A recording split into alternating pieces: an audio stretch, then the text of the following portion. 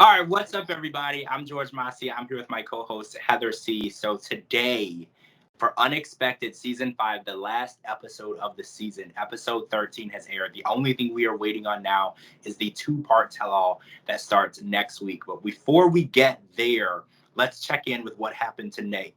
So Aiden and Jenna's stories ended last week, so we will have to catch up and see what's going on with them on the tell-all, as well as Emerson and Mason and her mom, Erica, and their situation.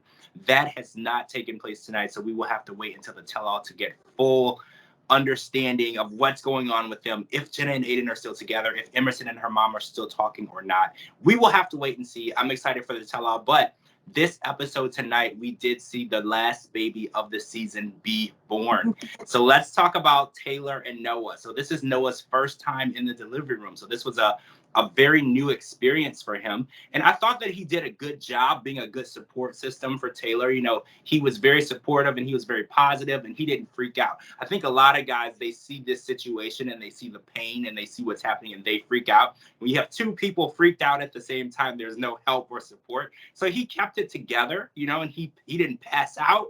He was anxious to cut the umbilical cord. So I'm really proud of him for that. And I'm glad that they're in a good place now and they're a good family. And this labor, I don't want to downplay pain or anything, but this one was probably the one that didn't seem as detrimental and debilitating out of all the ones this season. Taylor had, I don't want to say a good labor, but it went a lot less time hour-wise, and her contractions and everything moved along pretty fast. So congratulations to her on having a decent labor where we didn't see her screaming and in extreme intense, oh my God, I want to die pain, right? Right. I like to say congratulations to them. Their baby is beautiful.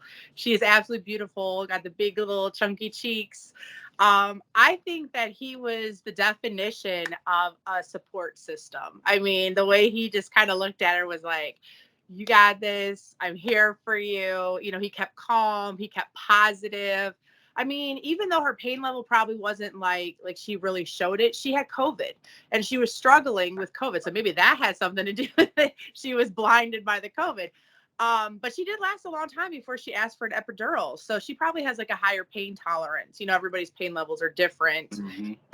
It's so weird seeing their birth story compared to like Jason and Kylan's story because, you know, one being just like, whatever you need, I'm here for you and the baby, to what about me and my needs. So that's just shows how night and day different people and couples can be.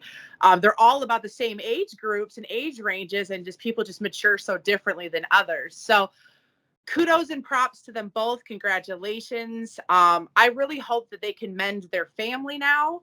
Tara and Taylor and, you know, can just be together again and be a family and raise these children together. So I hope we see something on tell all about that. Hopefully so. Hopefully at the tell-all we'll see a better relationship between them. So I have to announce Aria Gabrielle Whittinghall, October 27th, 11:43. She was 8 pounds, 10 ounces, and 21 inches long. Congratulations to Taylor and Noah. She's beautiful. She's an angel. And this is why we watch the show, guys, to see these beautiful little angels being born. The drama's just extra. This is really what we're here to see. All right, so simultaneous to this birth, there was a birthday party going on in the same family. So Ella's birthday, it was held in Kentucky, and we know that they're living far away from their family. Tayra brought Ella back to the family for her birthday party, and everyone showed up, including Tayra and Alex. And Alex's mom was there too, but Alex kind of didn't really interact with anyone at the party. And we know that Tayra and her mom, Melissa, have some pretty strong opinions about Alex and the actions that happened against Tayra. And the fact that Tyra's still with him, and even though she doesn't really want to claim him, they're still living together, right? And they're still sleeping in the same bed, and they're still co-parenting, which is fine. But Tayra just feels like she's wasting her life with Alex. And I did feel like they let Tayra live at the party. No one attacked Alex. No one had anything negative to say. They let the party be about Ella, which I uplift what they did, because when it's a child's birthday party and we're all together, all the negativity and all the things that you want to get off your chest, that's not the proper place and time. And this family definitely respected that. and they let Ella and all of the kids have a good time together, and they didn't really go into that. But we have to wait and see what's going on at the tell-all, because this is a really interesting situation, because Alex is still around, and we do know based on Instagram posts that baby was born and that baby is his. So we just don't know where this relationship stands right now. I think that it's really a shame that he stepped out of the relationship, and I mean, there's nothing wrong with like breaking up or taking a break from people. But I mean, if you're going to go and just sleep with people, especially people that you don't see your future with, and then you're not going to protect yourself against it, it's like, that's the part that's a real shame, because I really like them together, and I'm glad they're trying to co-parent and work on their family and stuff. But I hate that there's like another baby in the mix, because, now that's going to be the only thing she thinks of. So I do also commend them for putting their differences aside and let this be about the child's birthday party, because ultimately it was her birthday, and she is too little to know about drama and who likes who and who did what.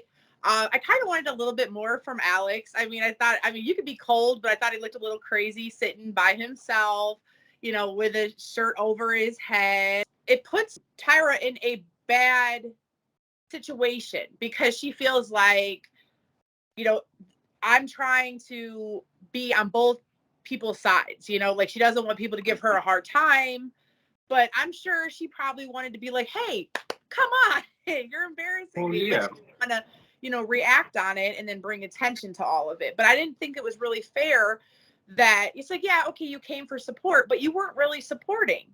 You looked very standoffish, and he was doing a lot like what Aiden was doing. I wanted more from Alex. I really like him. He's always been one of my favorites.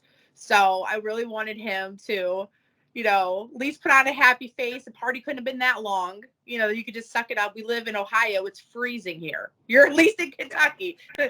We stand out in the cold all the time. So you could suck it up. Like I said, I just wanted this whole family to heal and move forward and just focus on their babies. I hope that's what we see at the tell-all. Starting next week, there will be a 2-part tell-all. We will see where they are now. That's it for part 1. We're going to come back to part 2 and talk about Lily and Lawrence and their upcoming nuptials. And then we're going to talk about Kylan and Jason, who weren't with us last week but are back this week, and bringing home baby Xavier and how that's going. Guys, thank you so much for watching. This has been an amazing season. I'm George Mossey. This is my co-host, Heather C. Thank you so much for supporting us. Make sure you're live tweeting with us, and the tell-all, we're definitely going to be live tweeting. We can't wait. Thank you for supporting us, as well as these beautiful couples and their beautiful babies on this season, and we cannot wait to see what's going on next. Talk to you guys really soon.